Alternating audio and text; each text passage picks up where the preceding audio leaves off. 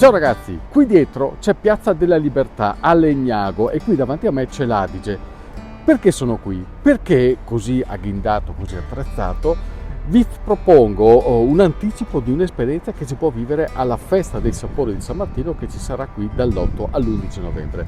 E lui è Dalmar ed è quello che ci farà vivere questa esperienza. Ciao che a è la tutti. pedalata di San Martino nei dintorni di Legnago per scoprire cosa, Dalmar? Per scoprire il Legnago e chiaramente tutto quello che abbiamo da vedere. Però tu non preoccuparti, sali in bicicletta che andiamo. Sì, non perdo su, tempo qua. via, via.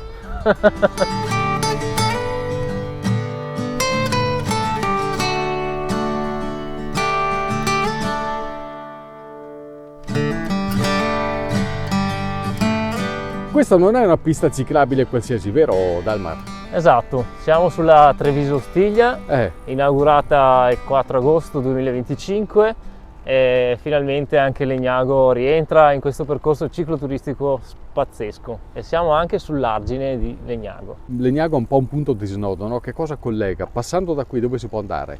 Da qui per me si può partire ovunque perché diventerà il crocevia tra Ostiglia e Treviso e anche, dato che siamo sull'Adige, Resia Rosolina se uno vuole pensare in grande, quindi non è il caso di oggi, ecco. Esatto, no, non faremo tutta questa strada oggi, però sicuramente faremo qualcosina, qualche pezzo lo vedremo assolutamente. E tutto questo lo potrete vivere anche voi, magari in un Fino Rosolina, in occasione della Festa dei Sapori, perché c'è la pedalata. Ce ne parli un po', Dalmar? Sì, allora ci saranno due formati di pedalata, un formato sportivo adatto a chi ama pedalare un po' di più e un formato cicloturistico totalmente guidato da me. Vi parlo principalmente di questo perché ovviamente sarò io a condurre il giro.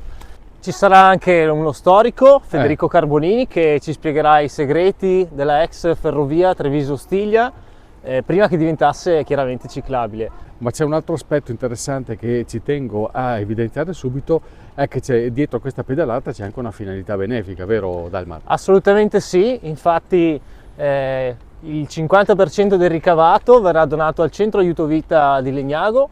È un'associazione che aiuta le donne che magari hanno difficoltà a portare avanti una gravidanza e noi vogliamo appunto fare questa pedalata. Come San Martino ha donato metà del suo mantello, noi vogliamo donare metà del nostro ricavato. Complimenti, Grazie. ottima idea. La Treviso Ostiglia è stata praticamente costruita sulla ex ferrovia Ostiglia-Treviso, che era appunto una linea destinata al trasporto di merci per il nord, usata anche molto durante il periodo di guerra e pian pianino poi dismessa dopo il dopoguerra.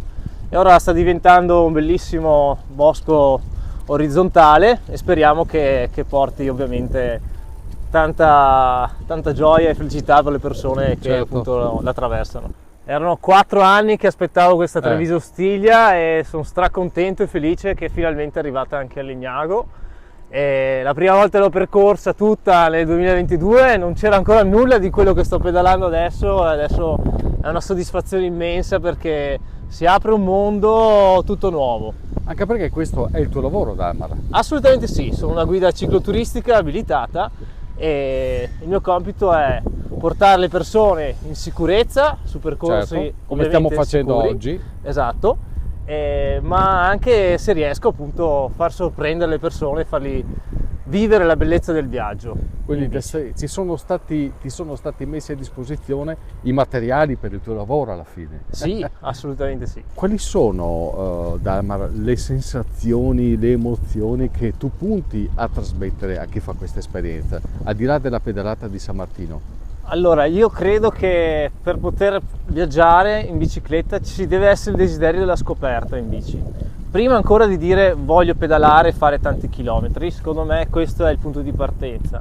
E per farlo bisogna lasciare a casa il pregiudizio, in assoluto, e dire ok, esco fuori, vedo quello che mi viene proposto e lascio che ovviamente emergano certe emozioni, ok?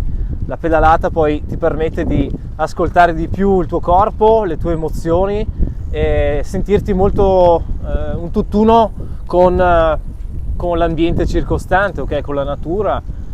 Sono emozioni che per chi ha viaggiato in bicicletta lo può capire, ma chi vuole iniziare allora deve assolutamente provare un'esperienza del genere. Pedalando nella Treviso Ostiglia si incontrano alcune chicche, guardate un po' qua. Cos'è questo Delmar? È un giardino bellissimo con i nanetti, fatti dalla signora che ci abita qua dietro. È da anni che cura questo giardino, ma adesso è diventato un giardino abbastanza rinomato perché ci passa tanta gente in bicicletta. È un'attrattiva. È un'attrattiva, assolutamente sì. Che bello. Si è preso cura di questo spazio, è molto bello. Il giardino delle girandole e dei nanetti. Ah sì. Bene, proseguiamo? Sì, andiamo. Sì. C'è stato anche un impegno importante da parte della Regione Veneto per un'opera che diventerà fruibile da tutti e segna una nuova frontiera anche nel turismo della pianura veronese, di cui obiettivamente c'era bisogno. Madonna, c'era assolutamente bisogno di qualcosa che potesse rilanciare dei luoghi che solitamente non vengono considerati turistici, ma a mio avviso il cicloturismo sta facendo dei numeri molto importanti. Se posso dire anche che siamo sui quasi 13 miliardi di fatturato in Italia, e di cui il Veneto per ora è in testa in assoluto, sia turismo normale che cicloturismo. Okay. Stefano, allora, guarda questo palo qui, può non indicare nulla o semplicemente la Treviso Ostiglia, ma per me invece ha un significato importantissimo, perché è letteralmente l'incrocio di un crocevia importantissimo che sarà appunto Treviso, Ostiglia, Rosolina, Resia. Quindi da qui una persona può decidere dove andare e le potenzialità, come puoi immaginare, per chi ama viaggiare in bici diventano infinite, ed è questa la cosa più bella e soddisfacente in assoluto. Bellissimo. Ma non andiamo mica a Rosolina adesso, vero? No, niente Rosolina, andiamo al Bussè. Ecco. Guarda che albero imponente, ti sto portando in uno dei posti che in assoluto io preferisco tantissimo. Siamo sulla destra del Bussè, che adesso è diventata Treviso Ostiglia.